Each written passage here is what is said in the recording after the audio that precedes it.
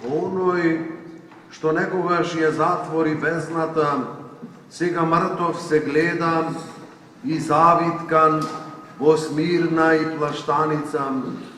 Безсмртниот, како смртен во гроб се полага, а жените плачејќи гочливо, дојдоа да го помазат со миро, викајќи: оваа сабота е најблагословена, зашто во неја Христос заспа, по 3 дни ќе воскресне. По 3 дни ќе воскресне.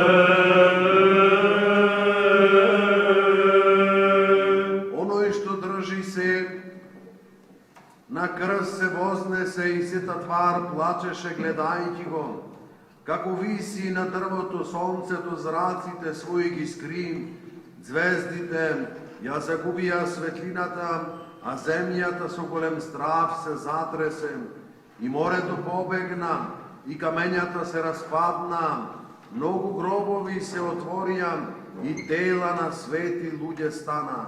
Адот долу стенка, а јудеите се советуваат да го затајат Христовото воскресение.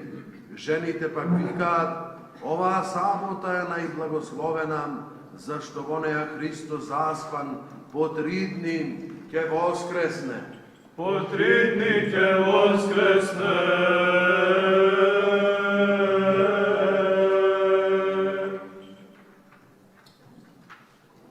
Попусто го чуваш гробот стражом, зашто тој не може да го задржи самиот живот. Во светата и велика сабота го празнуваме боготлесното погребение и слегувањето во адот на Господ и Бог и Спасителот наш Исус Христос, кој нашиот род од распадливост го повика кон вечен живот. Светата Четириесетница е поголема од сите други денови, а од неа пак е поголема оваа света и велика седмица, а од великата седмица повторно најголема е оваа света и велика сабота.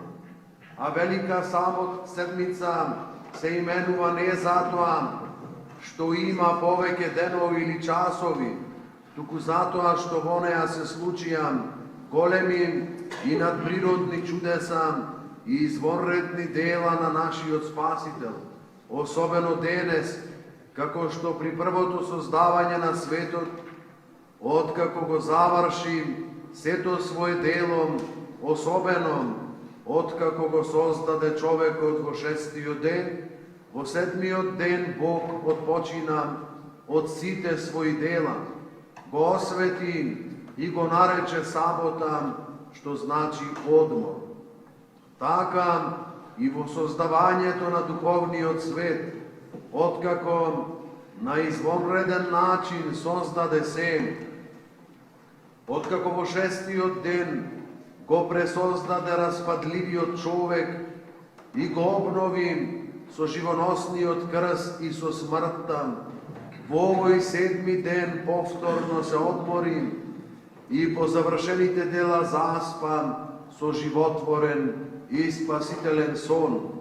Впрочем, Словото Божјо со телото слезе во гробот, а во адот се спушти со својата нераспадлива и божествена душа, која во смртта се раздели од телото и ја предаде во рацете на Отецот, кому ја принесе со својата крв, а која е нашето спасение, иако он немаше потреба да го бара тоа.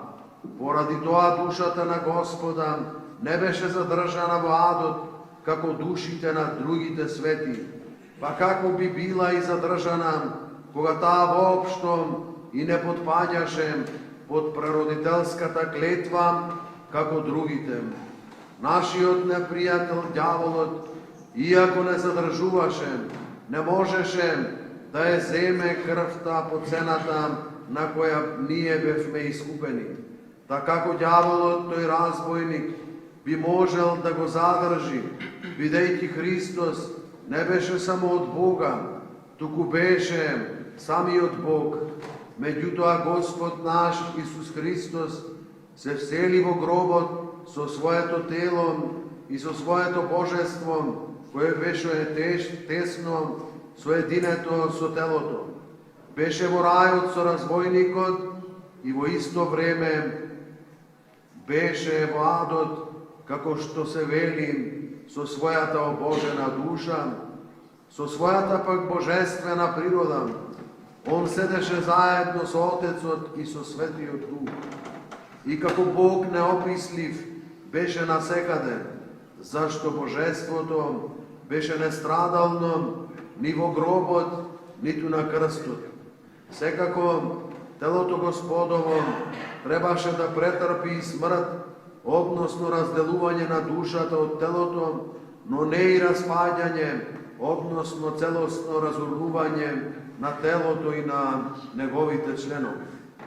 Но Јосиф, откако го симна светото тело на Господа, го погреба во нов гроб, близу во градината, и на влезот од гробот стави огромен камен, бидејќи јудеите во петокот отидоа кој Пилат и му рекоа: Господару, се сетивме дека оној измамник, додека беше жив, рече: по 3 дена ќе воскреснам. Мислиме дека е добро твојата власт да и нареди на војската да го чува гробот. Пилат одговори: ако е измамник, тогаш зошто се грижите за неговите зборови додека бил жив, бидејќи ете тој несомнено е мртов. А кога тој рекол дека ќе воскресне, се чини дека тие дошле до тој заклучок од поуката за Јона. Но секако, ако гробот биде чуван, нема да го украдат безумници. Тие не беа сватиле дека тоа што го правеа наскоро ќе се сврати против нив. Кога Пилат наредил, тие самите поставиле војничка стража и грижливо со печат го утврдиле гробот, за да не можат да речат со клевети дека воскресението на Господа се случило без стража и без печати со измама. Но од сега адот отстапува и се избезумува, чувствувајќи поголема сила, и наскоро ќе го исврли оној што неправедно го беше голтнал Христа, најтврдиот аголен камен, како и сето она што од памтивек го проголтал и ставил во својата утроба. Со Твоето неискажливост и сходење, Христе Боже наш, помилуј не. Амин. Амин.